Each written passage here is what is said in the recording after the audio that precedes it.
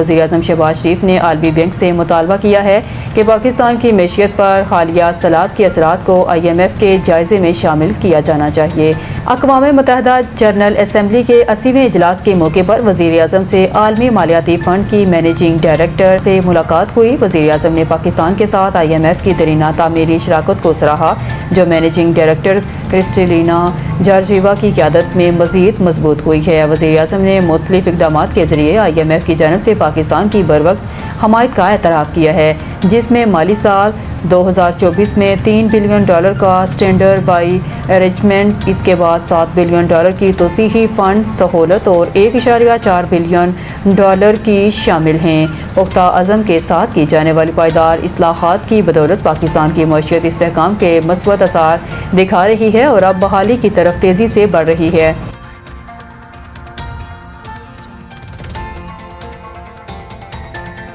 خلیج تعاون کونسل کا بڑا فیصلہ، اب ایک ویزے پر 6 خلیجی ممالک کا سفر کریں گے۔ دبئی خلیج تعاون کونسل GCC نے اعلان کیا ہے وہ شنجن ماڈل کی طرز پر ایک مشترکہ سیاحتی ویزا متعارف کروائیں گے۔ GCC جیسے کہ گرینڈ ٹورز کہا جا رہا ہے، یہ ویزا 2025 کے آخر میں آزمائشی بنیادوں پر شروع ہوگا اور بعد میں مکمل طور پر نافذ کر دیا جائے گا۔ اس ویزے کے ذریعے سعودی عرب، متحدہ عرب امارات، قطر، بحرین، کویت اور عمان کے درمیان بآسانی سفر ممکن ہوگا۔ GCC سیکرٹری جنرل جاسم البدوئی کے مطابق یہ منصوبہ آخری مراحل میں ہے اور جلد ہی ایک ڈیجیٹل پلیٹ فارم کے ذریعے درخواستیں دی جا سکیں گی۔ یہ ویزا خاص طور پر خطے میں مقیم لاکھوں غیر ملکی رہائشیوں کے لیے سہولت فراہم کرے گا۔ اب انہیں ہر ملک کے لیے الگ الگ ویزا لینے کی بجائے ایک ہی ویزے پر 6 ممالک کا سفر کرنے کی اجازت ہوگی، جس سے وقت اور اخراجات دونوں بچیں گے۔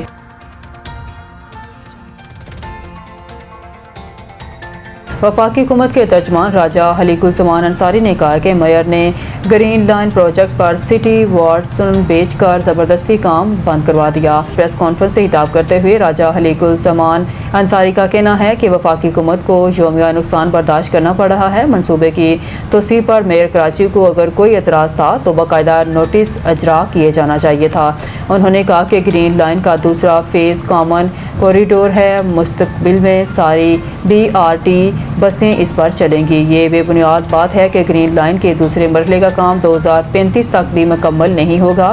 اگر کام کرنے دیا جائے تو جون 2026 تک کام مکمل کر لیں گے۔ وفاقی حکومت سندھ کے 22 منصوبوں کے لیے 334 ارب روپے مختص کیے گئے ہیں، جن میں سے 18 ارب روپے منصوبوں پر خرچ کیے جا چکے ہیں اور باقی مانندہ منصوبوں پر کام کا آغاز ہونے والا ہے۔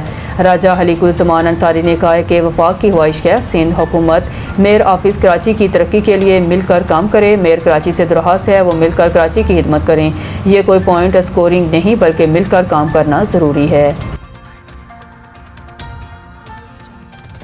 26 نومبر احتجاج پر درج مقدمے میں گرفتار ملزم 2 دن کے جسمانی ریمانڈ پر پولیس کے حوالے۔ ڈسٹرکٹ اینڈ سیشن جج اسلام آباد نے 26 نومبر احتجاج پر درج مقدمے میں گرفتار ملزم کو 2 دن کے جسمانی ریمانڈ پر پولیس کے حوالے کر دیا۔ پولیس نے اشتہاری ملزم ریحان نثار کو گرفتار کر کے جوڈیشل مجسٹریٹ مرید عباس کی عدالت میں پیش کیا۔ عدالت نے ملزم کو 2 دن کے جسمانی ریمانڈ پر پولیس کے حوالے کر دیا۔ پولیس کی جانب سے ملزم کے 7 روزہ جسمانی ریمانڈ کی استدعا کی گئی تھی۔ بشرا بی بی، علی امین گنڈاپور بھی متعلقہ مقدمے میں نامزد ملزم ہیں۔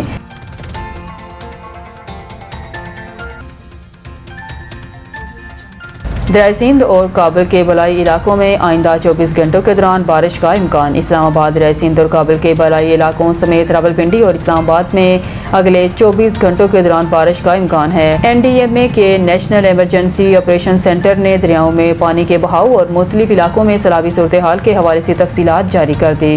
کوٹری براج میں حالیہ تقریباً 4 لاکھ کیوسک بہاؤ کے ساتھ درمیانے درجے کا سیلاب ہے اور کوٹری پر ستمبر کے آخر تک صورتحال برقرار رہنے کی توقع ہے۔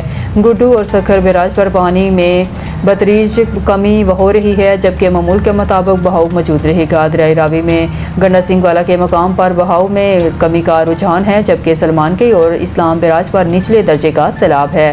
دریاؤں میں موجودہ بہاؤ کے باعث بھی متعدد مقامات پر نشیبی علاقے زیر آب آنے کا خطرہ ہے۔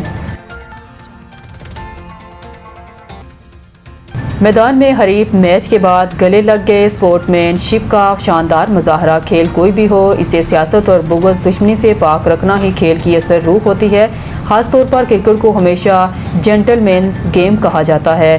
UAE میں کھیلے جا رہا ہے حالیہ ایشیا کپ میں جہاں بھارتی ٹیم نے کھیل کی روح کے منافی اخلاقیات سے گری ہوئی حرکت کی ہے، وہیں سری لنکا اور پاکستان کے میچ میں سپورٹ مین شپ کا شاندار مظاہرہ دیکھنے کو ملا۔ ابوظہبی میں کھیلے گئے ایشیا کپ سپر 4 مرحلے کے اہم میچز، پاکستان اسپنر ابرار احمد نے سری لنکن آل راؤنڈر کو آؤٹ کرنے کے بعد انہی کے انداز میں جشن منایا۔ بعد ازاں ہسارنگا نے فخر زمان کا شاندار کیچ تھام کر اور سائم ایوب کو بولڈ کر کے ابرار احمد کے جشن منانے کا انداز اپنایا۔ میدان میں ایک دوسرے کے جشن کا انداز اپنانے والے ابرار اور ہسارنگا میچ کے بعد پرتپاک انداز میں گلے ملنے کی ویڈیو سوشل میڈیا پر وائرل ہو گئی۔ شائقین کرکٹ کی جانب سے دونوں کھلاڑیوں کے انداز کو خوب سراہا جا رہا ہے۔ واضح رہے کہ بھارتی ٹیم نے کھیل کی روح کے منافی حرکت کرتے ہوئے پاکستانی ٹیم سے مصافحہ کرنے سے انکار کر دیا تھا۔